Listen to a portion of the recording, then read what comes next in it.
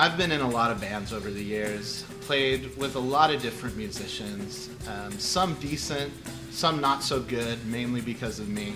But I was in quite possibly one of the most influential rock bands to ever hit the scene. Maybe you've heard of us, the Teamsters. Pretty much rewrote the handbook on rock and roll. Nothing has been the same ever since. If you haven't heard of us, you've obviously heard our influence. But let's step back for a second. What I'm really trying to say is that I could play the same song with different individuals, and the song always remains the same, but how it sounds, how it's played, what style it's in, all depends on the individuals who come. And that's how it is with God. God invites us to be instruments in His song of fixing what's broken in this world. Isaiah had a song that he gave to Israel that was from God, and it went something like this. You are my servant, Israel, in you I will reveal my splendor. You are a chosen people, and people will bow down to you. Kings, princesses, nations will bow to you because of me. Peter echoes this and says, you are a chosen people, a royal priesthood. People chosen, a peculiar people sent to make a difference, to sing the song of redemption, of reconciliation, of God's gracious love and intent for the world. This song is not just a song that redeems individuals, not just a song that proclaims new moral understanding or thoughts.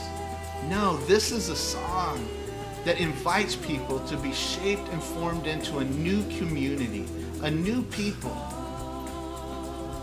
that will reveal and demonstrate God's intent for the world.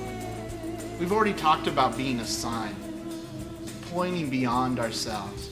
We've talked about being a foretaste, how our relationships together, how we relate to one another, reveal God's intent for the world and give people a sneak peek to what it means to live in His kingdom. Now God invites us to be an instrument, to use our own particular gifts to go outside the walls. Jesus said, as the Father sent me, I am sending you. Now, this is huge because the church usually sees itself as a sending agent. We send people on missions trips. We send people out instead of realizing that our true identity is already as sent people. We're strangers in a strange land, it says.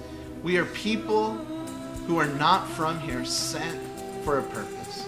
We're sent to reveal to the world God's intent to fix everything, to fix what's broken, to reconcile, to make right, and to bring back those who have been separated from Him.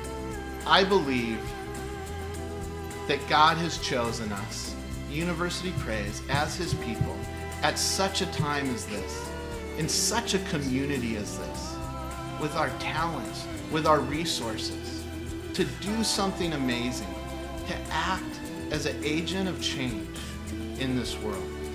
God, may your kingdom be done here on earth as it is in heaven, and happen through us, not with just a passive waiting for it to happen, but an intentional running after, of hitting the streets with a song that God has put on our heart. A song that proclaims freedom to the poor, that proclaims healing to the sick, that demonstrates God's intentions for this world. So I hope you find your part in this song.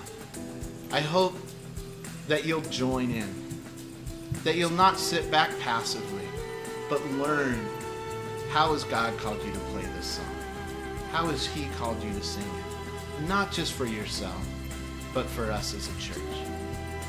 So will you join us in this song of redemption for the world?